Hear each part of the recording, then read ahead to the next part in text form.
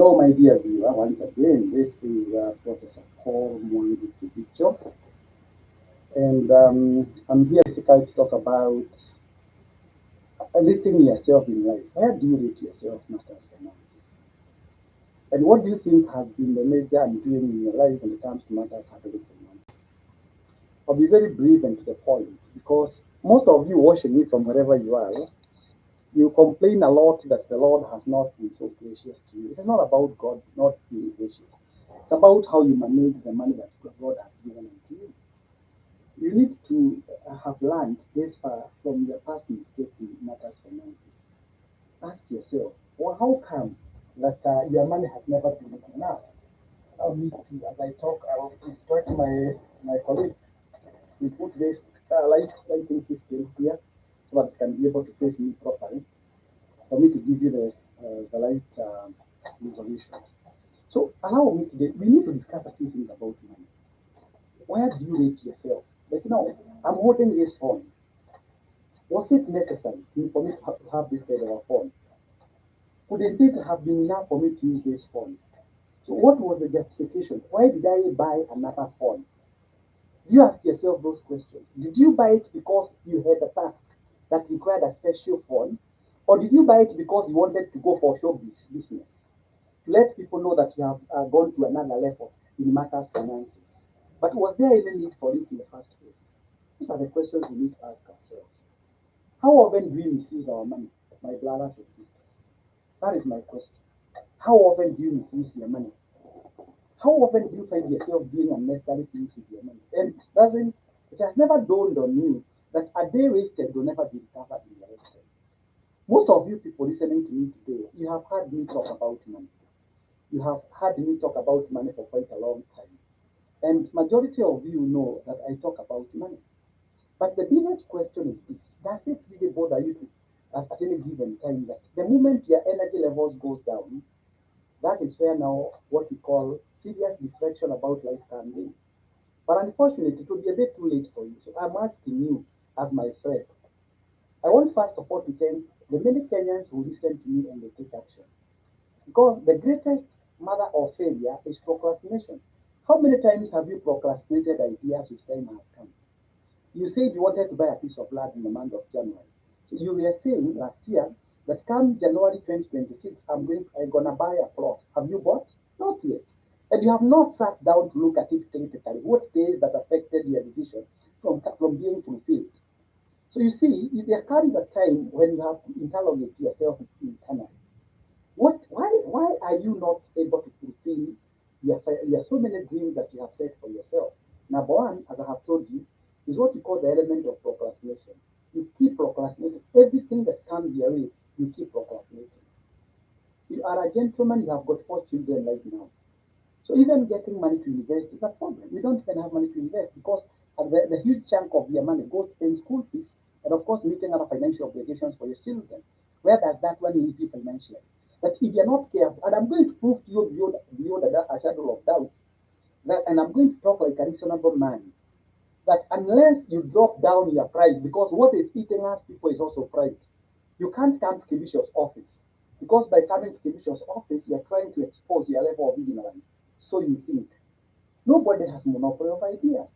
Educated as I am, I have got people that I consult. I even consult Pastor Ken on matters spiritual and on other lines because he too, everybody in this universe, it is not a matter of how educated one is, but God has planted a seed that can help somebody in any situation. So, where do you rate yourself? Let me start by touching very, very sensitive issues here. I'll start by asking you. Now that you have got your family members there, and now you're approaching maybe 40 years. Do you know if you're employed by the government, either for a state government or county government, you have only 20 years to put your house into order. And you know what? At age 40, if you married at 30, if you delayed in marrying, your firstborn is only 10 years old. So your 10-year-old child has another 20 years before he parts from expending your money. So what does that one mean? That if you're not very careful, you realize that you retire still paying school fees. What a poor planner would you be? You cannot be paying school fees with your pension still. You need first of all to ask yourself, what do I do right now so that I can make my life better tomorrow? So first of all, I want all of you listening to me to develop what we call financial hygiene. If you don't have any financial hygiene, it becomes very difficult for you to make any financial progress. What does financial hygiene entail? Start doing what ought to be done. Start now separating wants and needs. It is not a must for you to buy a new car. It is not a must for you to buy a car. Is a car a priority?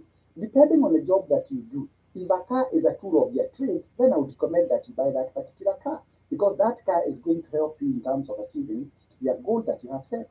But if your car is to move you from point A to point B, assuming that you are a banker, so you work at Equity Bank, Kenyatta Road, do you really require a car? Ask yourself those questions.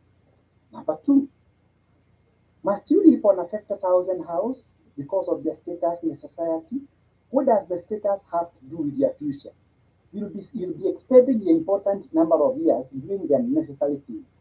So you must start now listing what is right and what is wrong. So you must separate between wants and needs. Number three, look at your investment portfolio. How is your investment portfolio? In the investment that you have made, is it justifiable? Is it can you say comfortably that in the event you're not able to work, that investment that you have made can sustain your family and maintain your status quo? Number two, where is your future plan? Do you have a strategic plan for your life? Have you planned your life? Because God will only come to fulfill or to enable you achieve that dream that you have set for yourself. Do you have that financial goal? This far, where do you rate yourself in life? Are you an average person? Are you enjoying? Are you exceeding expectations?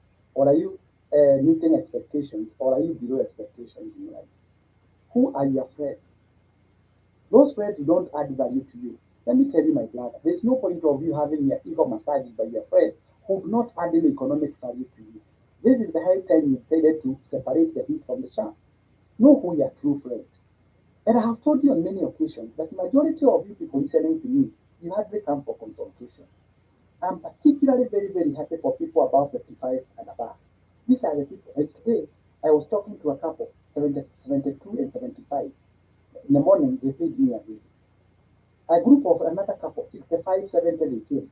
And even yesterday, I had an 83-year-old couple and 81, 83-year-old couple respectively that came to my office.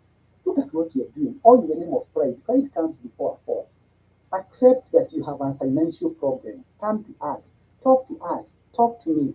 I'll be able to show you the way, how to do it. You know, the problem with us is that pride does not add any value to me. Did you know that if you are sick, the status notwithstanding, you have to go to hospital?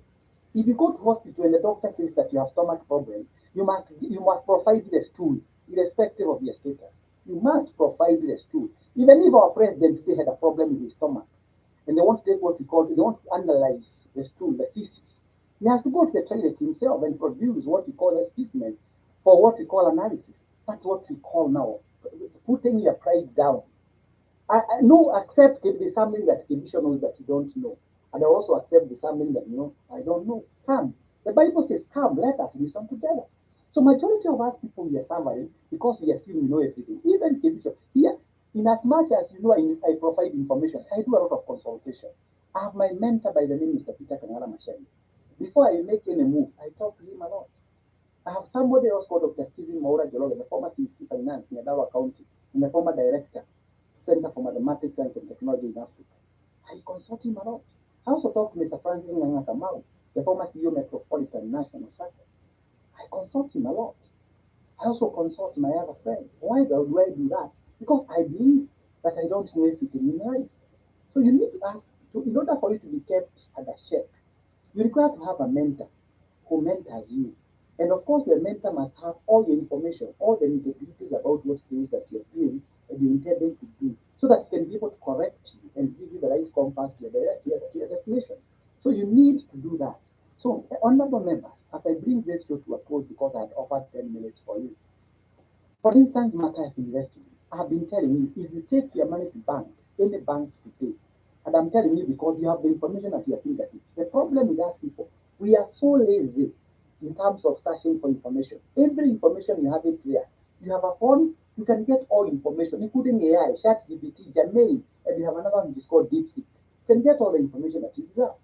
So the question is this: If you go to any bank today with a 1 million shillings and you want to put that money for 12 months, they'll give you at 7%.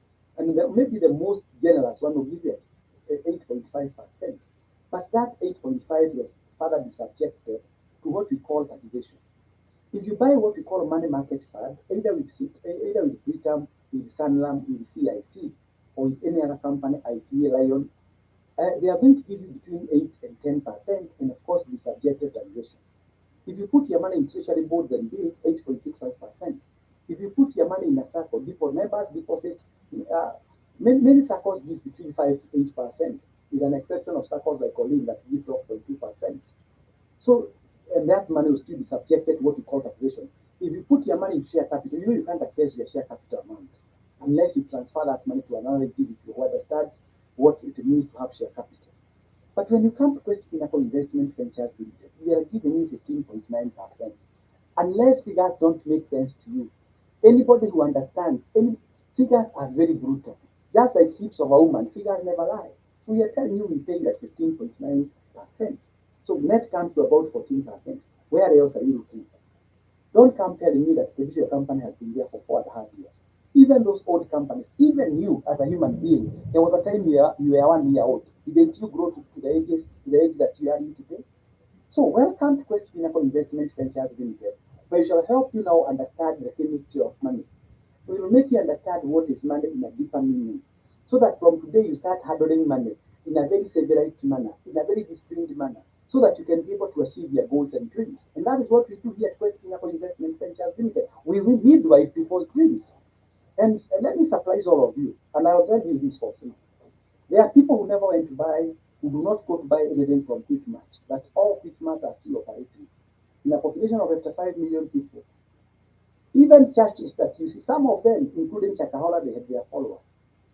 Even us as Quest Pinnacle, we may not have the 55 million people on board, and we do not even require the 55 million. But I thank God, there are those people who listen to us and they take a step. So are you there? Just like I do make an altar call when I'm preaching. Are you there? And you have not been able to understand the chemistry of money and the financial discipline and hygiene. Please come here at Quest Pinnacle Investment Ventures Limited. We help you plan your finances and make you a better person. And by making you a better person, the dividends and the returns will be yours. Mine will be just sharing the information because I tell people information is power, but wisdom is liberty. So I want to liberate you from the slavery of misuse of resources. If that makes sense to you, don't hesitate. You can call us on 0116 13 13 13 or 0713 530 465 or 0753 855 243, or you can even call me personally on 0722 633 021. The choice is yours. The choice is yours. But remember, there is nothing, those people who never got employed during their lifetime, they have already been able to develop what we call adaptive features. For those people who earn a salary, you have become neuroconditioned. For those who have done management, you remember the Pavlov's law, the perfect example of that dog that was salivating every day at noon. So the moment you stay without planning your finances, the moment that systems is broken down in terms of you being told to retire, having adaptive features upon retirement may become a daunting task. I'm here to help you midway a dream that will propel you to the years that Ron desired you to live. At Quest Pinnacle Investment Ventures Limited, we say this is the home of investors. Kindly contact us, the numbers are provided, and don't forget to subscribe. May God bless you as you purpose to contact us for more information on matters financial hygiene and how to rate yourself in this journey. There's a very strong relationship between your age and the wealth. But remember, what is your net worth? Assets minus liabilities. But your net worth gives you a net worth. With those many remarks, unless there's a question, I want to thank God for you. It has been a wonderful day, and thank you very much for listening to me. May God bless you. Shalom, shalom, shalom.